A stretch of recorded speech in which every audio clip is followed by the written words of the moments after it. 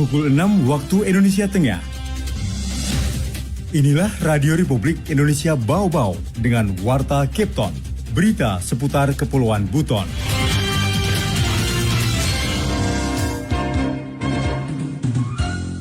Mahkamah Agung menerima permohonan kasasi kita yang masing-masing menjatuhkan pidana kepada terpidana itu selama 2 tahun. Sebelumnya sebenarnya ada beberapa jenis sayuran yang mengalami kenaikan kemarin, ada wortel, kemudian ada kol, ada juga cabai merah, sempat mengalami kenaikan, tapi terakhir setelah kami pantau.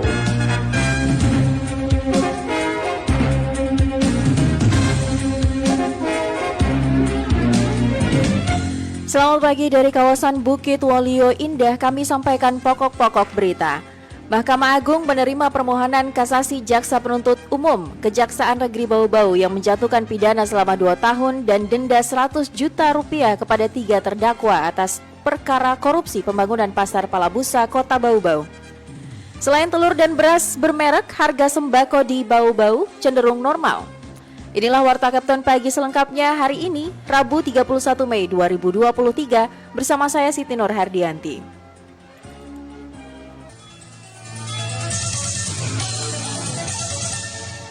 Berita yang pertama, Mahkamah Agung menerima permohonan kasasi Jaksa Penuntut Umum JPU Kejaksaan Negeri Bau-Bau yang menjatuhkan pidana selama 2 tahun dan denda 100 juta rupiah kepada 3 terdakwa atas perkara korupsi pembangunan Pasar Palabusa, Kota Bau-Bau.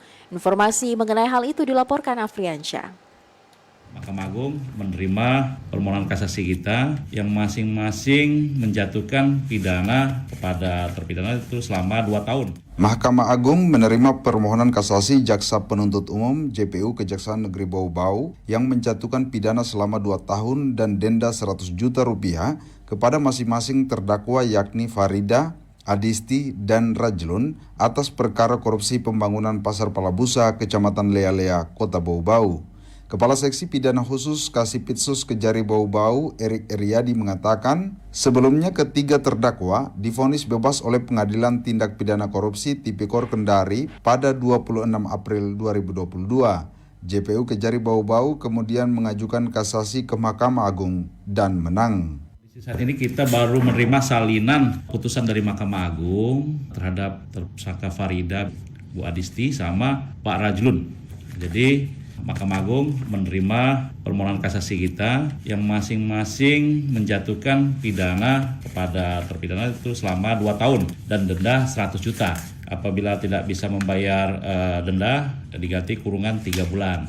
Erik mengatakan selain vonis penjara selama 2 tahun dan denda 100 juta rupiah terhadap terdakwa Farida, juga dibebankan uang pengganti sebesar 1,2 miliar rupiah lebih. Jika yang bersangkutan tidak dapat mengganti, maka diganti dengan hukuman penjara 2 tahun 3 bulan. Jadi setelah 1 bulan ini harus wajib kita lakukan eksekusi, maksudnya eksekusi uang pengganti. Kita lacak asetnya, papanya untuk dirampas berdasarkan penetapan dari Mahkamah Agung ya, sesuai dengan sikan putusannya. Erik mengatakan atas putusan MA tersebut pihaknya juga akan segera mengeksekusi para terdakwa. Pembangunan Pasar Palabusa sendiri bersumber dari dana alokasi khusus DAK, Anggaran Pendapatan Belanja Daerah APBD Kota Bau-Bau tahun 2017 sebesar 2,8 miliar rupiah lebih. Erik menjelaskan dalam perkara ini pasar tersebut tidak dapat dimanfaatkan dan merugikan keuangan negara sebesar kurang lebih 2,5 miliar rupiah berdasarkan hasil audit Badan Pengawasan Keuangan dan Pembangunan BPKP Provinsi Sulawesi Tenggara. Jadi di situ ada kerugian 2,5 M dan juga dinyatakan sama ahli dari Politeknik Manado itu dianggap total loss. Jadi dianggap itu tidak berfungsi pasar itu. Dengan tidak berfungsinya dianggap total loss. Jadi tidak dapat dimanfaatkan. Nah, jadi dianggap itu total loss sama ahli. Erik mengatakan, usai melakukan eksekusi terhadap ketiga terdakwa, maka Kejari Bau-Bau menyatakan perkara tersebut selesai. Udah selesai kita. Tinggal nanti kalau ada upaya hukum lainnya mungkin mengajukan PK apa, mungkin ada yang tidak puas mungkin bisa mengajukan PK mungkin gitu kan. Tapi kan tidak menghambat eksekusi, tetap harus menjalankan. Reporter Ari Bau-Bau, Afriansa melaporkan. Selain telur dan beras bermerek, harga sembako di Bau-Bau cenderung normal. Pasokan barang dari daerah penyuplai menjadi pemicu gejolak harga di Bau-Bau. Selengkapnya reporter RRI Bau-Bau, Ode Nurliani melaporkan.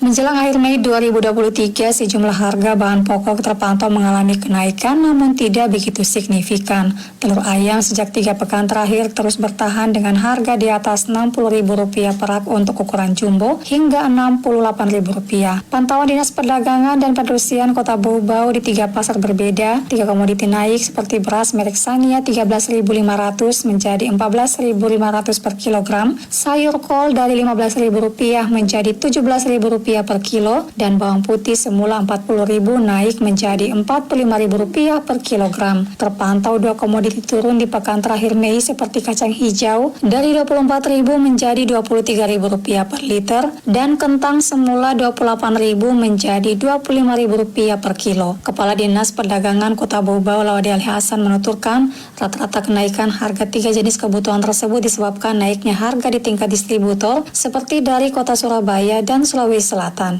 Sebelumnya sebenarnya ada beberapa jenis sayuran yang mengalami kenaikan kemarin, ada wortel, kemudian ada kol, ada juga cabai merah, sempat mengalami kenaikan. Tapi terakhir setelah kami pantau beberapa minggu terakhir ini sudah mulai ada penurunan harga sekarang karena pasokan distribusi dari luar itu sangat banyak sekali, sehingga kenaikan itu sudah hampir dia cenderung stabil sekarang dari harga sebelumnya, bahkan cenderung turun harga kebutuhan pokok terutama sayur-sayuran. Lanjut, Ali Hasan, aneka cabai masih terpantau stabil. Misalnya cabai merah besar dan keriting Rp50.000 per kilogram, cabai rawit hijau Rp20.000 dan cabai rawit merah Rp30.000. Sementara untuk sayur-sayuran berangsur menurun seiring dengan masuknya distribusi barang. Kebutuhan lainnya seperti beras kepala masih terpantau stabil Rp13.600 per kilogram, gula pasir Rp15.000 per kilo, minyak goreng kemasan 1 liter merek minyak kita Rp16.000, daging sapi Rp150.000 dan ayam potong jumbo Rp65.000 per ekor.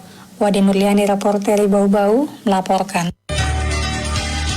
Anda sedang mendengarkan Warta Kepton, berita seputar Kepulauan Buton.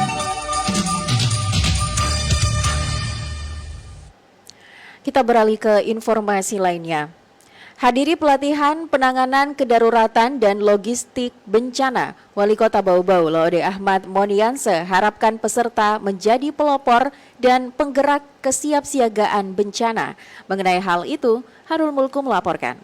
Karena kita menjadi kader kebencanaan, pada saat terjadi kebencanaan, orang yang paling siap mentalnya kita. Jangan kita juga yang paling panik. Kota Bau-Bau merupakan wilayah dengan iklim dan kondisi geografis yang rawan bencana, baik alam maupun non-alam, yang harus dapat terantisipasi seoptimal mungkin. Memastikan keselamatan lebih banyak nyawa dengan kerusakan minimal, serta pengaturan bahan baku logistik yang baik dalam penyelenggaraan penanggulangan bencana. Mulai dari tahapan perencanaan, pengadaan, penyimpanan, pendistribusian, pengangkutan, dan penerimaan di tujuan. Apalagi dengan masuknya masa pancaroba dan jelang musim kemarau seperti saat ini, diperlukan adanya kewaspadaan siaga bencana, terutama ancaman bencana tanah longsor, banjir, gelombang pasang, dan angin kencang. Hal itu ditegaskan Wali Kota Bau-Bau Lawade Ahmad Monianse saat membuka kegiatan penanganan kedaruratan dan logistik bencana yang diikuti sejumlah perwakilan masyarakat tingkat kelurahan pada Selasa siang.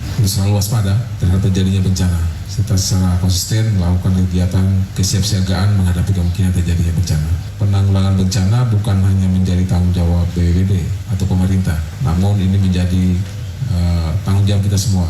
Olehnya itu maka kegiatan seperti ini yang melibatkan semua komponen sebuah lini sangat diharapkan terbangun sekali lagi solidaritas antar warga untuk bersama-sama memberikan dukungan pada upaya penyelamatan dan penanggulangan bencana itu sendiri. Penanganan kedaruratan dan logistik bencana harus dibekali dengan pengetahuan dan keterampilan teknis terkait dengan klaster-klaster kebencanaan sehingga dapat bertindak tepat dan cepat ketika terjadi bencana. Dengan memahami klaster-klaster penanganan kedaruratan dan logistik bencana ini dapat mencegah kemungkinan meluasnya kerusakan akibat kejadian bencana, memperkecil kerusakan, serta dapat menguasai keadaan. Karena kita menjadi kader kebencanaan, pada saat terjadi kebencanaan, orang yang paling siap mentalnya kita. Jangan kita juga yang paling panik, karena kalau sudah panik itu sudah lebih setengah kesiapan kita hilang. Tapi kalau kita tenang, ya, kita bisa hadapi dengan baik, maka kita selain bisa menolong diri kita, pasti juga kita bisa melakukan pertolongan buat orang di sekitar kita.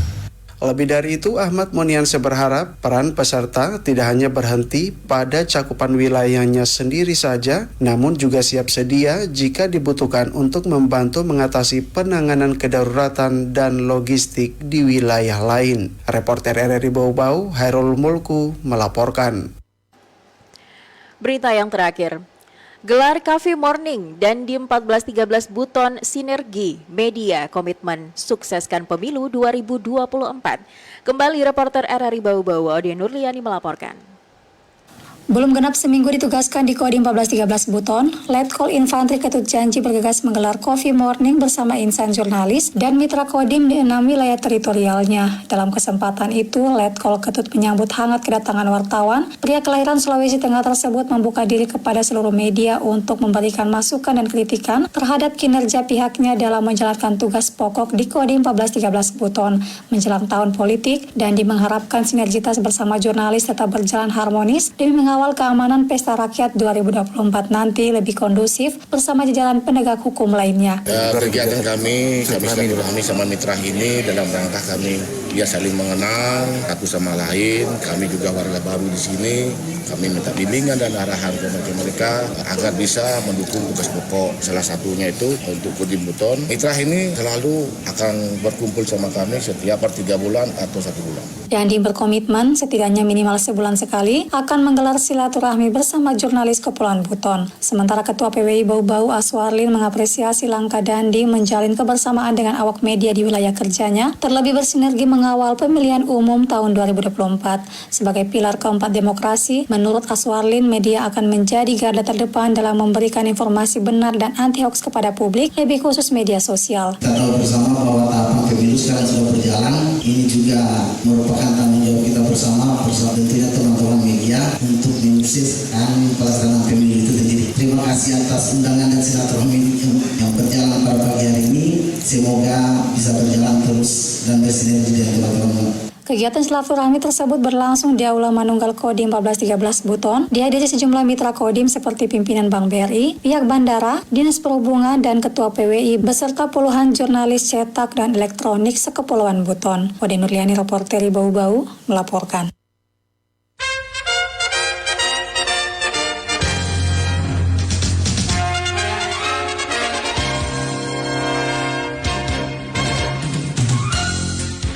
Pendengar, sebelum kami akhiri Warta Kapten pagi ini, kembali kami sampaikan pokok-pokok berita. Mahkamah Agung menerima permohonan kasasi Jaksa Penuntut Umum Kejaksaan Negeri Bau-Bau yang menjatuhkan pidana selama 2 tahun dan denda 100 juta rupiah kepada 3 terdakwa atas perkara korupsi pembangunan Pasar Palabusa, Kota Bau-Bau. Selain telur dan beras bermerek, harga sembako di Bau-Bau cenderung normal.